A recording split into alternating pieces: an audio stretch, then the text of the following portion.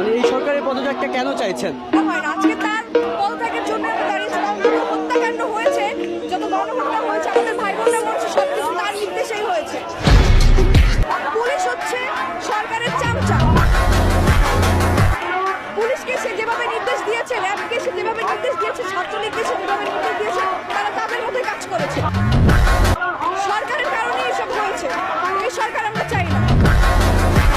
আমি যদি ভয় পেতাম তাহলে এখানে এসে দাঁড়াতাম না। আমি জানি না আমার কি হবে, কারণ আমরা তো এখনো স্বাধীন না। আসলে আমাদের এই সরকার পদত্যাগ করে তাহলেই আমরা আসলে স্বাধীন নাগরিক হতে পারবো।